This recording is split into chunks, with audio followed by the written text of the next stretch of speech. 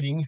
Uh, okay, got that. Okay, so thank you for joining us today for the AAF Nebraska legislation latest issues panel discussion for AdTax, Ad Talk, understanding impact and taking action. I am Robert Richardson, coordinator of business development partner at NK Marketing. I serve on the AAF board of directors and chair of our local chapter's legislative issues and team of volunteers. Our committee members include Cassie Warren from KTV, Thomas O'Gorman from Verse 6, Sarah Wilson from Smith and Kroger. And so I kind of want to go through this a little bit here before we get started. AAF Nebraska is a unifying voice for advertising throughout Nebraska. We offer an organization to educate, inspire, bring inclusive sense of community advertising professionals in our area so that we are and future generations can continue to do the work we love to do. Events like today's webinar are free to our members and member benefit. Our board of directors and active committees work to bring more value and benefits to membership throughout the year. AAF Nebraska memberships have the opportunity to meet new people, engage with experts, and receive professional development opportunities through the education programming offered monthly, as well as share ideas for us to advocate for the rights of advertisers. AAF Nebraska continues to offer professional development programs, webinars, panel discussions, thought leaders, and fun activities for our members virtually quarterly, along with each monthly in-person programs and activities. So I suggest grab your lunch or coffee. If you haven't already done so, we'll get the presentation started here in the next several minutes. We kind of want to continue to go through a couple of things here, but so please mute your audio during today's panel discussion. At the end of the discussion, if time allows, we'll open for question and answer. Feel free use the comment functions with your questions during the presentation, and we'll have panelists answer the questions as well. Thank you for the AAF Nebraska elite sponsors for their support throughout the year. Base Technologies, Woodman Life, and Envoy. Before we get started, I want to share some information on the AAF Nebraska upcoming events. This includes the AAF Nebraska annual Bullhorn that will be held Thursday, January 22nd, 2026 at Blue Ski Bar and Patio. Teams are registering now. You can go to our website at aafnebraska.org. Just kind of a couple things that the high scoring team takes home the traveling trophy at the end of the year, at the night, and most teams typically participate in the bowling t-shirt design contest. We also award individual best and worst bowler of the night, so one for each. We also have an event for Ad Reach Professional Development with Lynn Weinman. She discusses book Untangling Spaghetti, a branding fable, Wednesday, January 14th, 12 p.m. via Zoom. Registration can also be found at aafnebraska.org. Creager, Nebraska, the local show for first year of American Advertising Awards, will be held on February 20th at 1316 Jones in the Omaha's West Old Market. Judging for Creative Nebraska starts soon. We thank all that have entered and supported this year's American Advertising Awards. Tickets are on sale now. Please go to our site to register for that. And then Meet the Pros. 2026 is scheduled for March 26th and 27th. If you'd like to participate and as a resume reviewer, roundtable leader, or portfolio reviewer, please contact Terry at AAF Nebraska office. Watch for invitations to this two-day event to network and mingle with students from Iowa, Nebraska, Missouri pursuing advertising, marketing, communication careers. Register now. Please go to our site to do that. Kind of want to go through as we start here before the introductions here. One of the things that concerns with Nebraska as we take a look at part of this question with why today's webinar.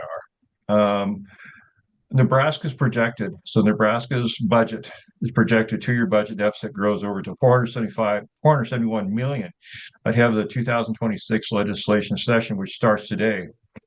From the 432 million shortfall from 2025 legislative session. Governor Pillen seeks to critically work up to trim 500 million a year from the budget over the next 2 years. Pillen says it's a big number, but it's necessary that we work to fix the broken property tax system and special interest carves out and exemptions and to balance our budget. And exemptions is one of them is exemptions on advertising industry, as we have known before from the digital sales tax that they tried to move forward before. And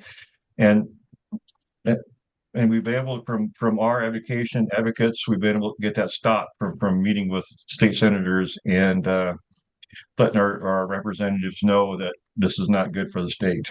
So I want to start off with introductions of our moderator, Ryan Horn. And after I introduce Ryan, he'll introduce the panelists and read their bios. But Ryan Horn is the founding partner of Bullhorn Communication and is a longtime member of AAF Nebraska. Ryan has spent 10 years in the commercial advertising and communication before returning to political advertising in 2015. He brings hands-on, client-centric approach essential to Bullhorn's services. He has a unique ability to show a client's conviction on the screen and translates into a winning campaign. So with that being said, I'm going to turn this over to Ryan and he can start with the process of our webinar. Yeah, sure. Thanks. Thanks for the nice introduction, Robert. Yeah, as a little bit of Robert's introduction, it kind of intuited, I had a former career in politics and lobbying, so I've dabbled in this area of work before. And so I'm happy to just kind of play facilitator here and introduce folks. The real problem I think we always run into is that legislators are always after more money for their more programs. And it's not so much of a problem when everything's going good. But then when a small state like Nebraska ends up with a $400 million shortfall, a lot of things end up on the table. We're also not alone throughout the states. A lot of states have been turning to all kinds of trying to gather more taxes on all kinds of advertising revenue. Digital advertising obviously is the mot du jour. And so to talk a little bit about that, what's going on nationally, as well as how to address some of the issues here, we've got Clark Rector from American Advertising Federation, the national office, and Travis Frazier from Association of National Advertisers. And so tell us a little bit about what we're seeing around the country and here in Nebraska. Well, I would say that for better or worse, taxes on advertising are not a new idea. I've been doing this for over 30 years now, and the first ad tax that came along that I was really aware of was Florida in 1986 before I started, which was repealed after 6 months. But since then, as Travis can testify, we have seen advertising taxes proposed in probably 35 to 40 states, if not even more than that, in one form or another. Fortunately, we've been able to beat them back, and a lot of the reason is because we've got a great grassroots network. Groups like AAF Nebraska exist all across the country, and the support we've had from the national associations with the ANA, the economic studies we've done to show the value of advertising has been very, very valuable. But as I said, it's not a new idea. It percolates up quite frequently. The most recent wrinkle that we have seen now is the going after of the digital advertising taxes instead of going broad-based, although we still see those. Under the theory with the lawmakers, Travis may want to expound on this a little bit, but that they're looking at the big tech companies now and saying that's where the money is. How can we go get them? And digital ad taxes is one of the things they've come up with. Unfortunately, they have passed. A couple of those have passed in states. One of them, I'm sorry to say, is my home state in Maryland, despite some really compelling testimony I offered against it. They still didn't take my advice and passed it. That is in the courts right now. They are collecting it, but most of the challenges have been, so far, indications are pretty favorable to us, but it hasn't been struck down yet. And the second one just last year was in Washington State, which has passed. They're still looking at how to implement that, while other legislators are looking to repeal it. So we're thinking that, a lot of states are looking to see what's going to happen with the challenges, particularly in Maryland, and are holding off a little bit because they don't want to be subject to their own. Once a decision comes down that one way or the other, especially if it doesn't go our way, I think we're going to see a flood of them all across the country. Yeah, Clark, I think that's spot on.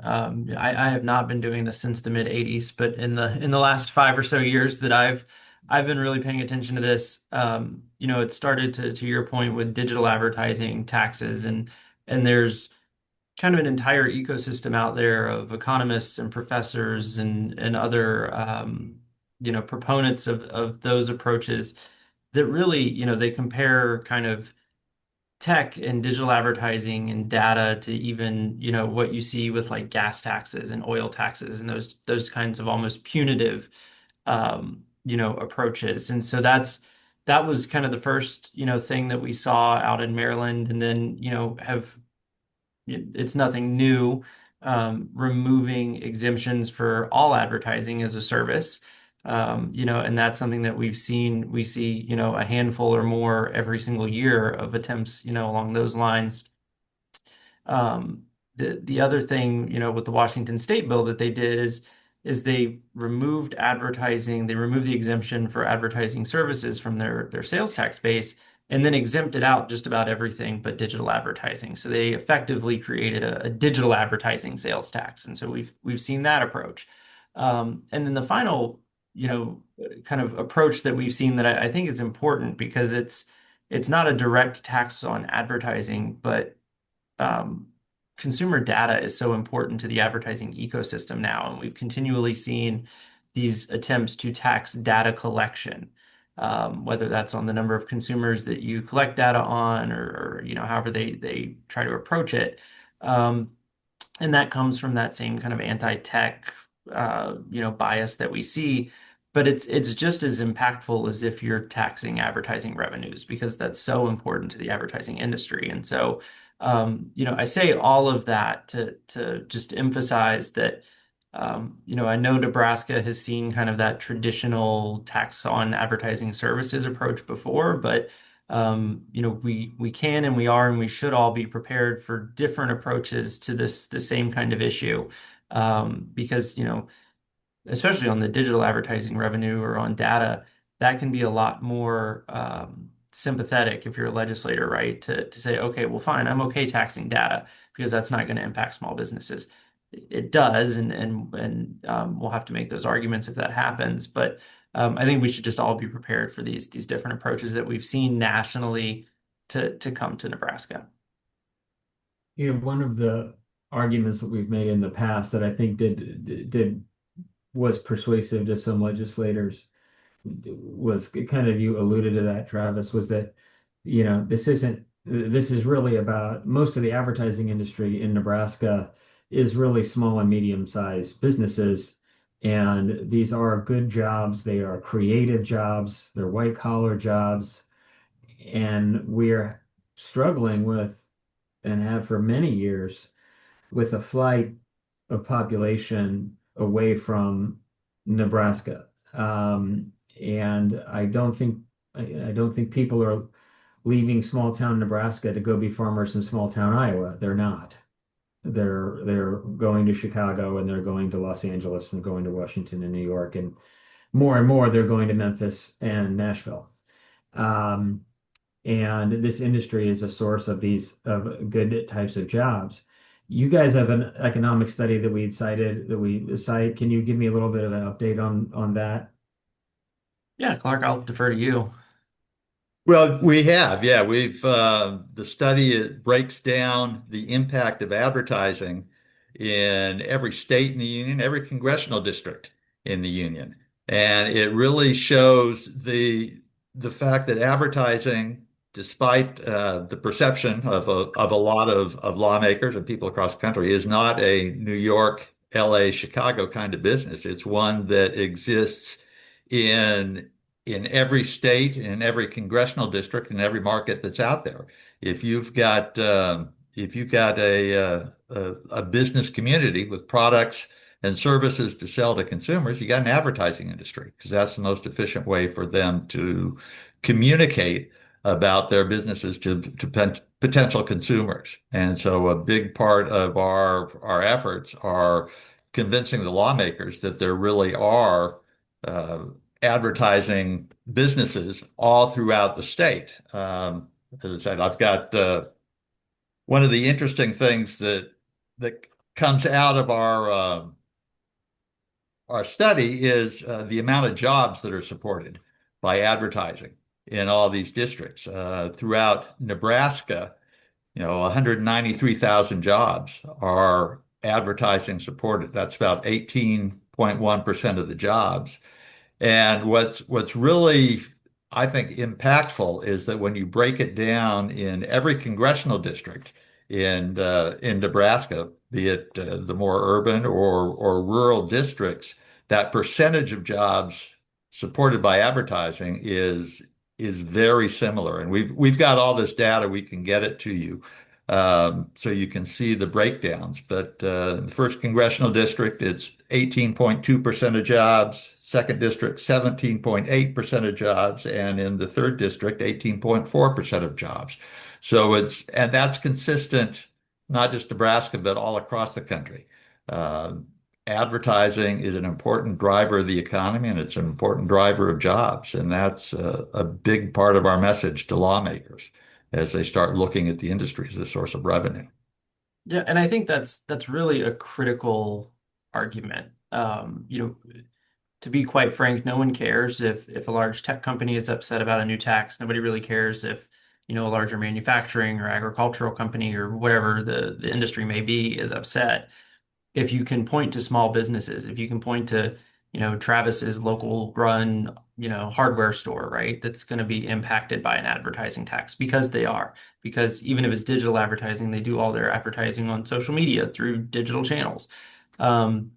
If you can make those arguments and you can have the data to back it up, I think that's really what we have seen move the needle in other arguments and even in Nebraska in past fights there. And so, that's piece one, and then explaining how that transfers down to consumers. If you start raising taxes on the ability of a company or a small business to tell everyone about the product that they're trying to sell, it then becomes more expensive for a consumer to buy that product because that's just another input. Like, wood and paint and graphite are in a pencil, that advertising is just another piece of that. And so if that whole process gets more expensive on the producer side, then for a consumer, it's going to be more expensive to purchase that good or service. And so I think those two pieces are really critical, when having conversations with legislators on this. Yeah, we We have kind of, seen starting to see a lot of the other side trying to make the argument that somehow digital advertising is different than other forms. And I would reject that. I mean, advertising is just communicating with the consumer, whether it's broadcast, print, outdoor, or digital. It's that sales message, that sales communication. And it all comes down to whether if you're taxing it, the theory being that the sales tax is a consumption tax. Well, business services, especially advertising, are not something that somebody's buying to consume. They're trying to create the sales to get more revenue uh, with the end use products or services. well, let me ask you a question related to that. Because so much of television advertising now is geo-targetable, relatively geo-targetable, it seems anecdotally like a lot of local small and medium-sized businesses can now afford advertising on big screen televisions in your living room. Are you seeing that, which would be a stronger tie back to our local economy, right? If Fernando's is running an ad about, their three location Mexican restaurant because now they can afford it on a geo-targeted CTV platform, whereas they couldn't before. Um, More small businesses have a more direct tie to digital advertising. Are you seeing that anecdotally or in data? Is that Oh, something we can point oh, out? absolutely. Through that or just over the internet. That use Mhm. of the data that Travis was talking about allows businesses to more precisely target potential consumers. The joke in advertising used to be, I know 50% of my advertising budget is wasted. I just don't know which 50%. And Right. this allows businesses to more accurately go after the consumers who are most likely to buy their product and services. And there's a great benefit to consumers as well, because they're more likely to see advertising for product services that they're going to be more interested in. Right. Let me switch over and introduce Jennifer Creager. I think everybody knows, from the Omaha Chamber of Commerce, Senior Vice President of Public Policy. Jennifer, in years past, the main challenge we got was really around taxing advertising as a service. So expanding the definition of taxable services to include design, for instance, right? What are we now? We have, and that kind of died down a little bit for a while. I think while the budgets were fine, there wasn't a great appetite to do real big structural reform, right? There is, well, now we have this big budget deficit. I think the concern that I would have is the politics of the governor's race. Maybe if you can touch on that, where you have Governor Pillen, who was, I guess there's no way to say this is not a criticism. He doesn't seem to care too much about business in Omaha and Lincoln. He seems to politically be very focused on the ag economy and most of the things that he's done. And that is, he's trying to pick the tax loopholes to close. I think at least the way they perceive advertising puts us under a little more threat. Do you want to address that and then tell us, what are we worried about? Are we seeing anything yet? Were there bills in interim session, study bills, anything like that that are on the immediate horizon? So today's the first day of the legislative session, so we're still basically in the rumors and innuendo phase of the session. There were some bills introduced today, but they will, in Nebraska, only the first 10 legislative days have bill introduction. So it's probably another 2 weeks of watching to see what's out there. On a macro level, I think this administration, this governor has, to your point, Ryan, made agricultural issues top of mind for him and the administration. And he's sought different new revenue sources to address high property taxes in Nebraska. And so in the past couple years, if they do go forward with another base broadening bill on the sales tax, then this will be the third attempt at something like that. A new wrinkle this year is what Robert talked about, is the looming $471 million budget shortfall. And that number is a little bit fungible for other reasons I can explain, but at this point in time, that's what it is. So before, where you had a governor that was interested in bringing in new revenue to redirect it to property tax relief, we've now got a situation where the budget is out of balance, and so that there's a need for additional revenue there. I would probably say that at least this current legislature, there is not necessarily a single senator that is interested in pursuing this sort of remove this exemption or taxing it as a service per se on its own. Functionally, this is an attempt to tax these services and these products has been really in furtherance of a larger goal of just creating additional revenue. And that's good, but we have fought it several times in kind of these large packages. There is still, a assumption that the governor will have an additional revenue raise bill coming out in some respect. We don't know. We certainly have not heard for sure that this is definitely included in that, which is positive. But I think because it's previously been on the menu, so to speak, that we always have to guard against the possibility of its addition in a larger bill. Do we have, one of the challenges I remember from my years working in and around the Nebraska legislature is that the unicameral system, as opposed to all the other 49 states, things can move incredibly fast because there's not that extra check and balance. In other states, the state Senate can come up with a really stupid idea and pass it before you can figure out what's going on. And then you got a little time to go over to the House and tell them how stupid this idea was. We don't have that in Nebraska. It's one of the downsides of the unicameral system. So things can move quickly, was my recollection, more so than in other states. Can you talk a little bit about that? And the need, I think that's why we're having this call on the first day of the session, because Yeah, Nebraska is a little unique in that regard. I think that's true. I think that makes work done at the committee level, lobbying work done, even more important. And that is primarily where we focus a lot of our work. So, and things do, at least we have a revenue chairman this year who is pretty receptive, I would say very receptive to business input and business issues.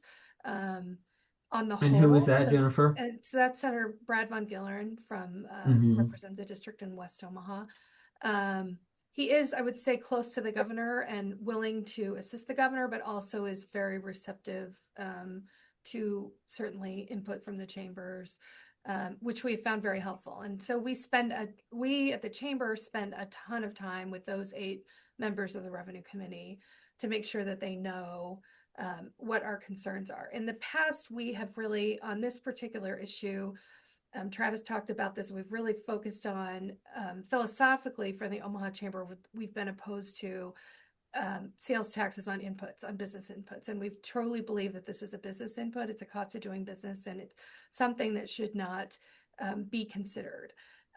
Clark also talked about the influence of sort of big tech. I think that's also makes that an easier target here because it's just a thought of, well, let's just go after Google or let's just go after Facebook or whatever. And so I think we were really tried to drive the message of this isn't harming them. It's just really a pass through, and small businesses will be the biggest people hit by this. And I would say that our focus and other people's focus on the impact of small business is probably the number one reason that this didn't advance last year. It's the most compelling argument against this taxes. Luckily we had some local small businesses who were really active in communicating with senators, and I think it really helped move the needle. But I think from a political perspective, back to your question, Ryan, working the committee is very important, but also understanding kind of the politics of the legislature is, and I'm going to come back to this, is the 3rd time this sort of base expansion has been tried. It has failed twice at least. The players in the legislature have not really changed. There have been indications from certain key Republican senators that they're not really interested in expanding the base in that way on the whole. So politically, it's sort of hard to see how this gets momentum. But as I said, because of the budget deficit, that does kind of change the calculations from where we were when we were just talking about it going only to property tax relief. And I think that history can be used to our advantage a little bit. I know a lot of times we are very hesitant to go in too early and start talking against a proposal that hasn't been introduced yet. You don't want to draw their attention to anything, but this having come up a couple times before, it's very easy to get in there now at the committee level, as you said, Jennifer, and talk to folks and say, look, we know that this is likely to come up again. It was a dumb idea last year. It was a dumb idea 2 years ago, and it's still a dumb idea. And if we can just get them to not even consider it to start with, that's going to be the best of all possible worlds. Yeah, for sure.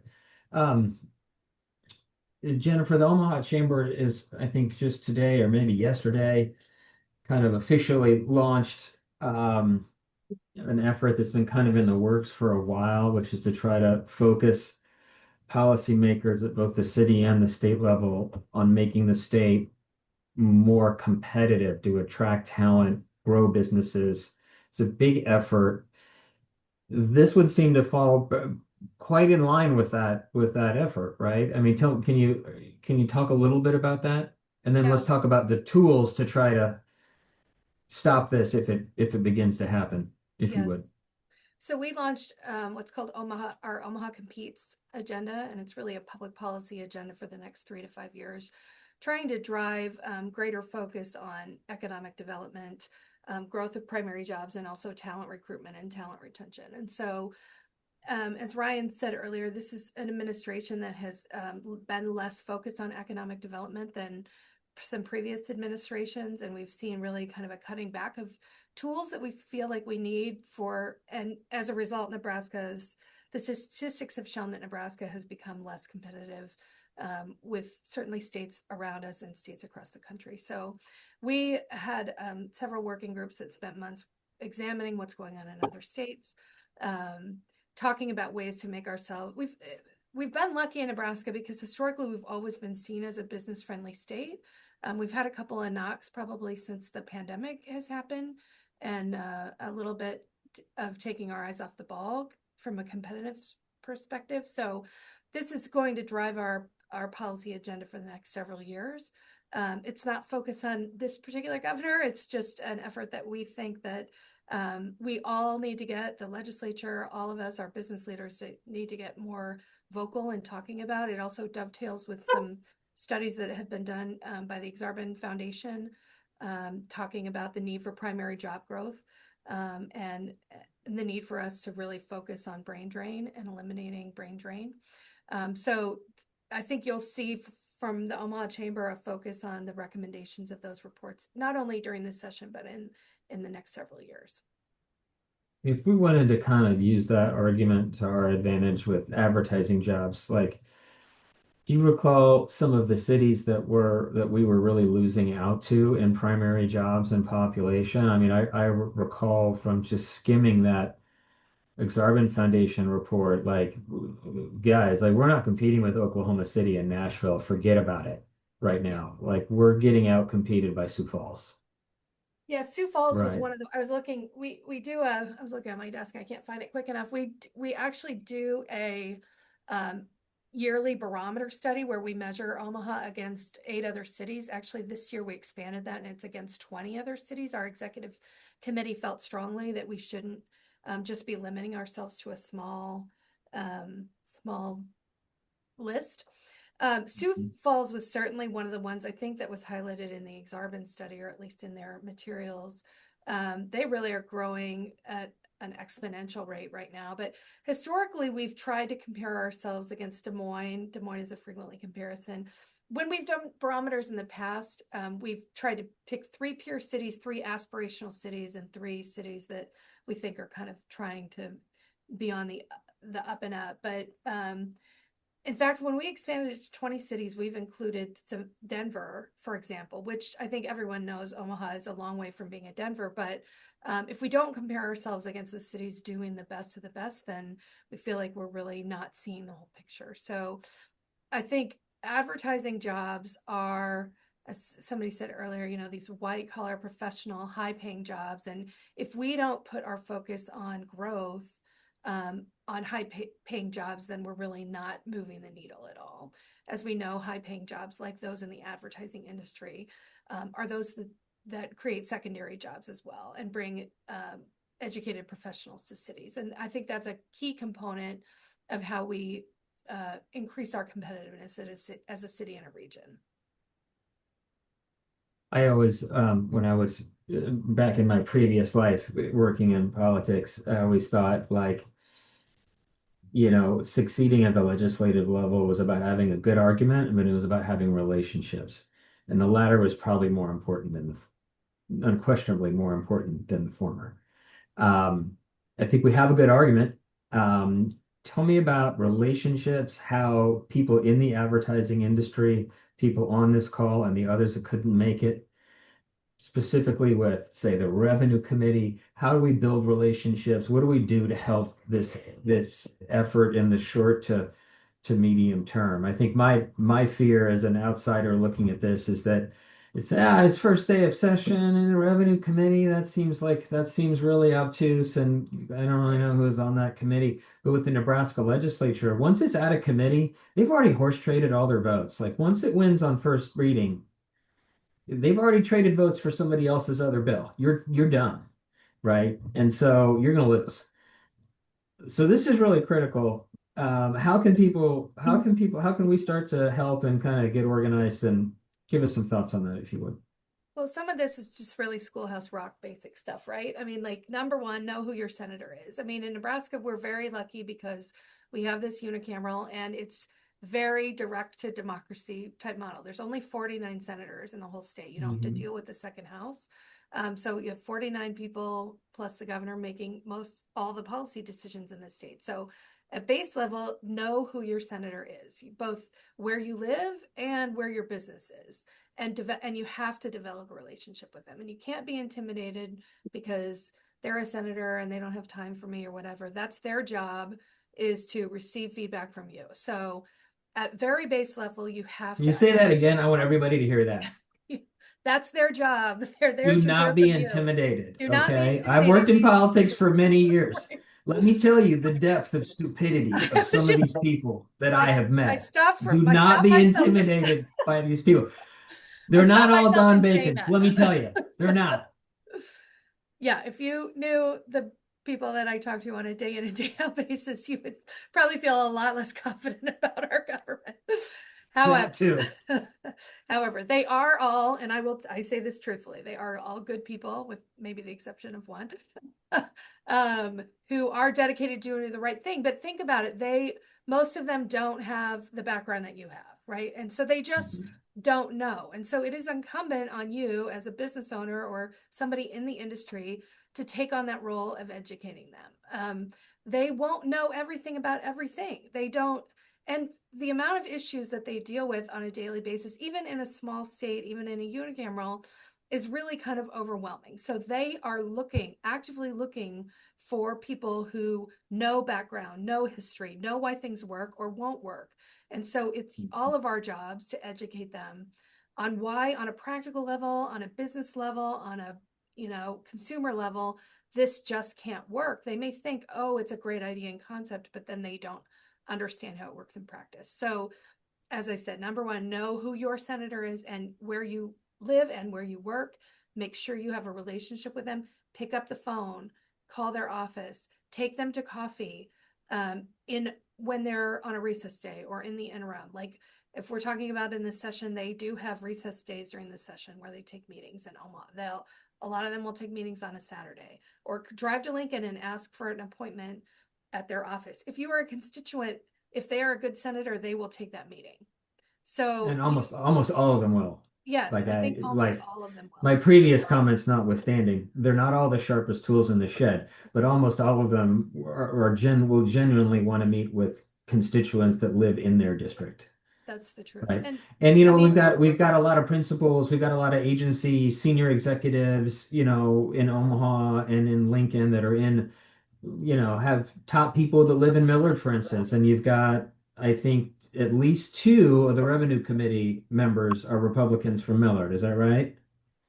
Yeah. Well, you have actually. Or am I wrong about that? Is Kathleen Kauth on? Yeah, Kauth lives in Millard, and Sorrentino lives in Elkhorn, and Von Gilleren is sort of Village Point areas. So yes, they're all three. Oh, that's three. The three Republicans on the revenue committee from Omaha are all in kind of that West Omaha area. So, but even if your senator isn't on the revenue committee, it's still important that you have a relationship with them.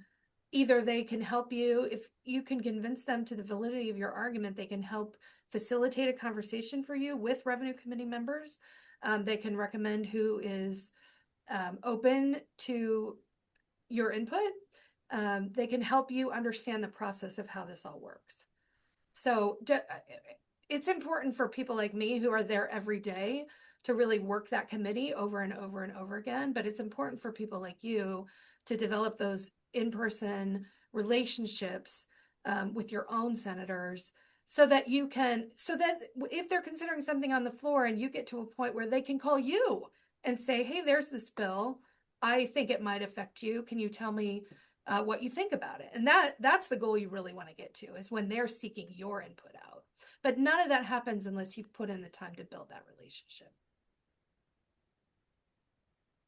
I'll tell you, like, nothing will kill a bad bill faster than a senator saying, that sounds nice, but Ryan's in my district and he's at an advertising agency and he told me this isn't going to be good for them and their employees. Like, it really is gold.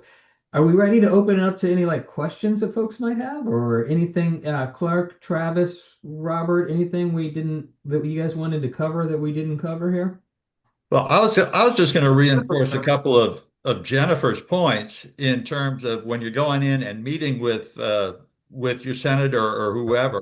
You know, I used to work for a member of Congress before I started in this, and we'd have constituents from various industries come in, and he'd come to the staff and say, I don't know anything about what they're going to talk about. So remember, you're the expert. You're going in to talk about your Yeah. industry and what you do. And you know, the other side of this is remember also all of these guys have had to run for office. So they've had some exposure to the advertising industry to run. And so there are going to be some contacts there within our industry at the state level. It's not always as separate between political and commercial advertising as it is at the feds. So That's there are very going to true. be some people in the ad industry who already have contacts with these guys. It's a matter of finding out who they are and leveraging those contacts as well. Yeah, absolutely. Yeah, and I would just, I'll pile on the education piece. I think that's such a critical component, not only on tax issues, but just on advertising issues in general. There's just so much of a lack of understanding amongst state legislators nationwide, that I and Clark and some of the more national groups kind of run into, where they just don't understand how our ecosystem works. They don't understand how advertisements are placed. They don't understand how data is used in that process. They don't understand so much of it. Right. And it's really, really, really, really, really important that we make sure that we're trying to fill that gap as much as we can. I've even had legislators have very serious conversations with me that they think their telephone is listening to them, and that's how like a targeted advertisement occurs. And was very It's concrete not? in that belief. No, no, it is not. And they were very concrete in that belief, and I don't think I necessarily won that argument that day. But Probably it just not. speaks to that point that Jennifer made and Clark talked about, that state legislators are not experts on more than one or two or three things, and That's right. outside of that, they've got 100 other issues that they're dealing with, and so That's right. yeah. That's right. I mean, imagine you're a farmer from outside of Grand Island and you're a state senator.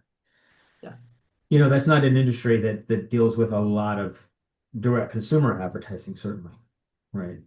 Totally. Lynn, I think you had your hand up. I did. I just wanted to lean into what you were saying before because I got to go into the day at the Capitol with Robert and Gil and a few others a couple years ago. And there's not many things that intimidate me, but I walked in that morning very intimidated. Like when I heard we're going to pull legislators off the floor and talk to them, how rude is that, right? But what happened is, during the day, it became almost fun. And it was fun because I was talking about something I was very passionate about.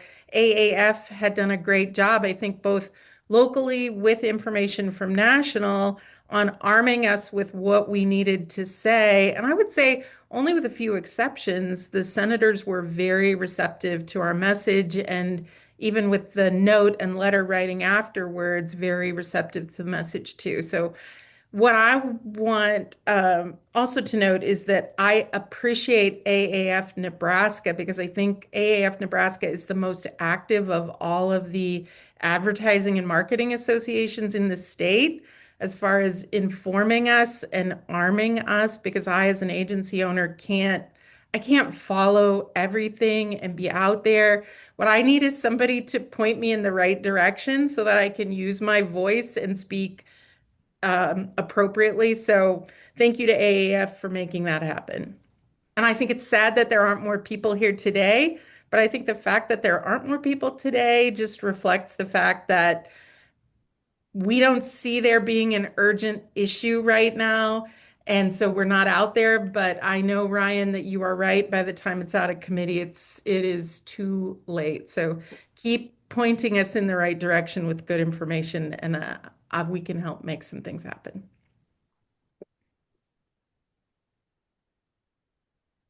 Any other thoughts or questions, folks? I'll turn it back over to Robert. Yeah, I got a question here, and I know that I'm going to Jim Tim has a question as well, has his hands up, but I want to ask this question really for Clark. And it kind of goes back to the Maryland scenario. Maryland was the first in the nation for digital advertising tax. The DAT took effect January 1st, 2022. The tax applies to any entity with at least $100 million in global ad tax revenue, $100 million in annual gross revenue from digital advertising services in Maryland. So there was a court ruling that came through on this. It said, and about the pass through. So Maryland judgment finding the pass-through provision on digital taxes violates the First Amendment affects similar legislation in Nebraska and the state. How was this pass-through judgment?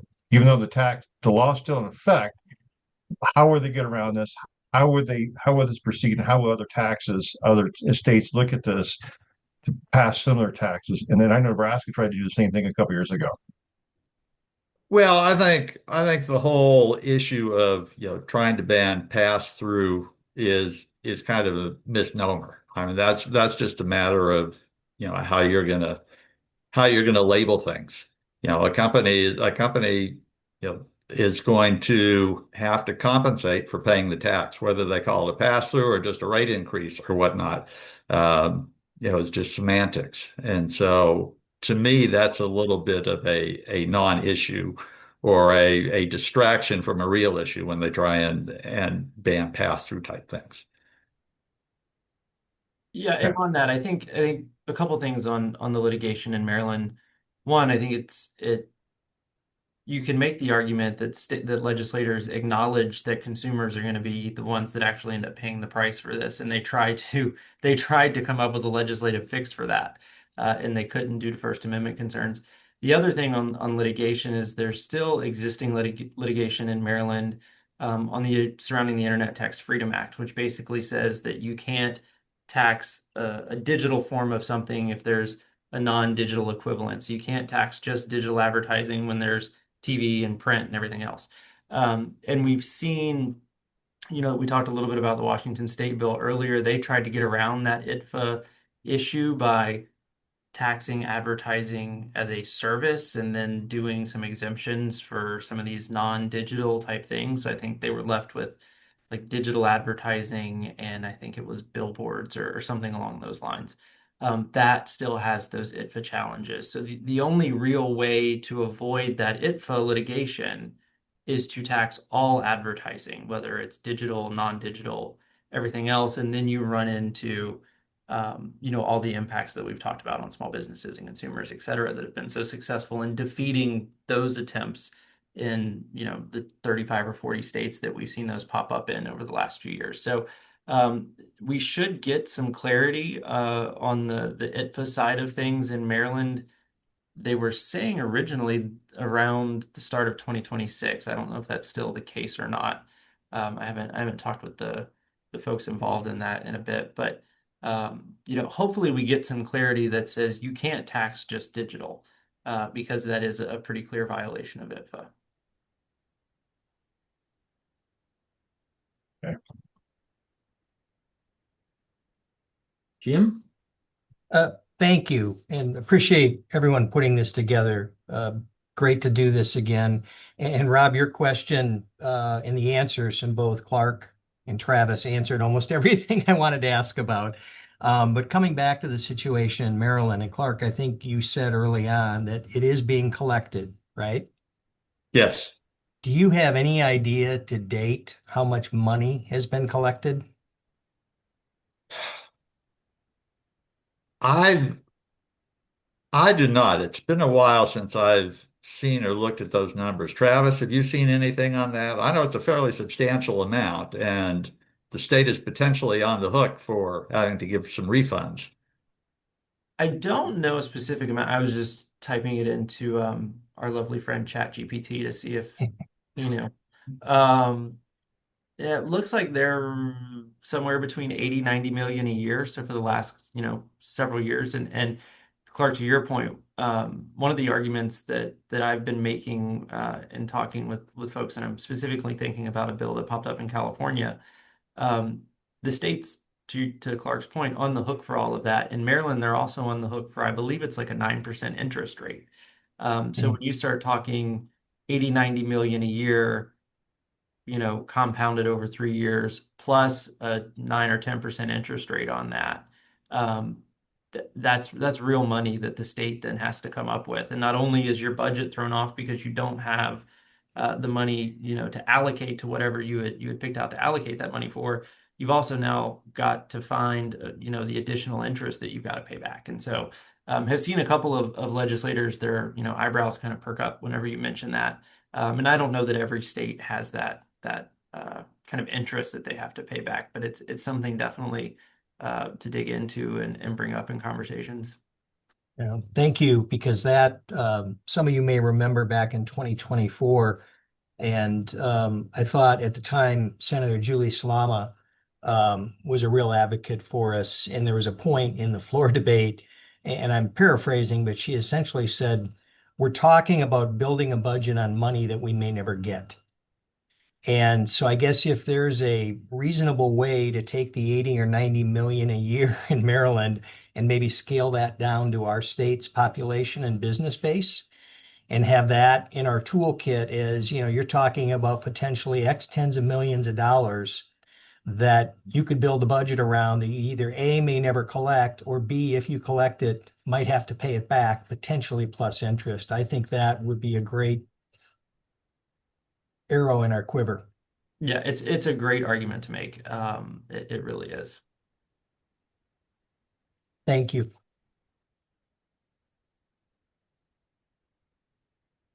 I'll turn it back to you, Robert, if you want to finalize and wrap things up here.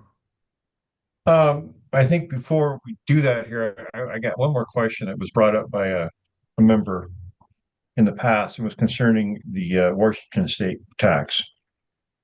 And I think effective October 1st, the Washington state tax now classifies the sale of many advertising services, including TV, digital, and placement, campaign and strategy. I know we talked about a little bit this earlier, that they basically set it up, included everything. Then they did the exemptions and just took it down to the digital taxes. But we see this happening in Washington, but what are some of the other states that are going to do similar things? And I think as we're concerned about this, as we talk about this, because once they get something passed, and it seems like other states seem to copy that. So what do we see on the horizon? I think from Travis and Clark or anybody else wants to answer this question of what will they use to copycat that to move forward in Nebraska or other states? Yeah, there's a few even already as we're just in the beginning days of sessions. California has a hearing coming up next week on a bill that's tied specifically to advertising taxes on social media channels. There is a data tax bill that's live in Jersey right now. I think I'm counting down the days until their session ends, and I think it's like the 13th, and they swear in their new legislature, so that bill's officially dead. And we'll see, we see kind of the same couple of states bring these up every year. New York always has a data tax or a digital advertising tax. We've seen both Illinois and separately the city of Chicago, come up with these. I think South Dakota has looked at these tied to property tax relief, very similar to what we've seen in Nebraska in years past. That's a big one. I'm trying to think of some other kind of, quote unquote red states where we've seen these as well. South Dakota is a big one. We've seen issues in Tennessee before surrounding data taxes and that particular approach. But over the last 10, 15, 20 years, we've seen 35 or 40 different states come up with these. And so it's really a nationwide issue. There always seem to be some surprises when we come into a new year. If something pops up that we didn't get a lot of indication for it. If we were better at forecasting, it'd make Travis and I's jobs a lot easier, but not nearly as exciting sometimes, maybe. No, the surprises are job security. That's right. I think that definitely clarifies that. I think that as we take a look at, getting, I think Ryan brought this up before is, trying to get it early to the revenue committee, trying to reach out to other state senators here in Nebraska to make sure your voice is heard before it gets out of revenue committee. And I know in the past, myself and another member, the AAF one, we testified in front of the revenue committee to push back a couple years ago, and was able to get that to them to get the stop. And there was several senators on the floor that were doing a filibuster as well. So it was a group effort between, the Omaha Chamber of Commerce, the NFIB, ANA, and the AAF Nebraska. So we've got to work together moving forward with this. I think as one of the things that I didn't go through talking about different events because it's not on the calendar yet, but we talked about Under the Dome event.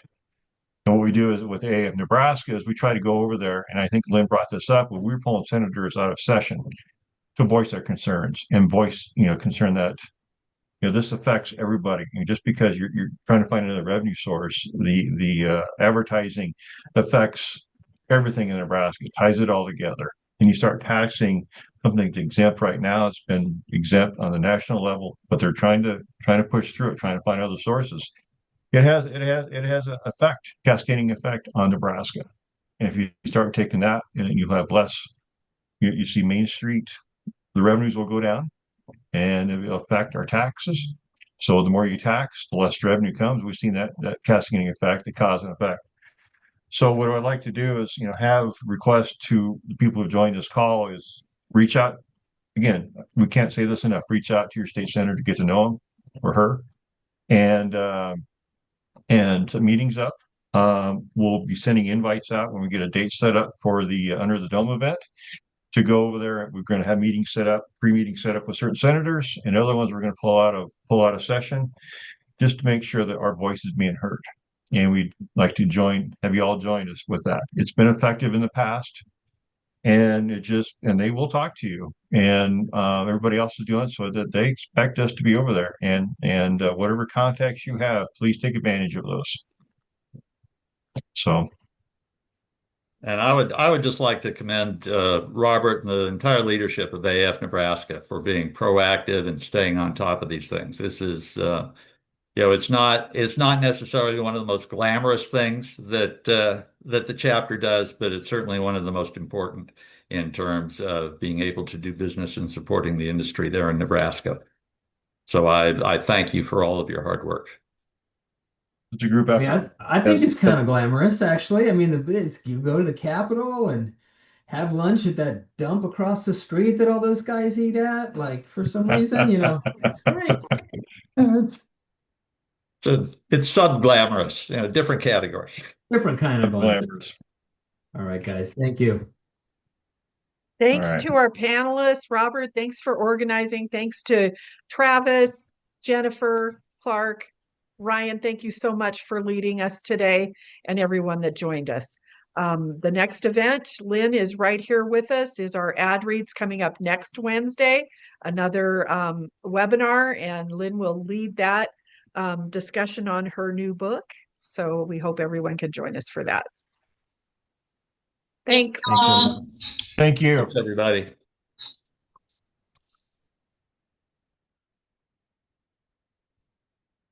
Excellent. Yes, thank you, Terry. Thank you for all that. I'm going to stop the recording. I think that was shared some good information, different input from different panelists, and I think it provides some good insights for future recording.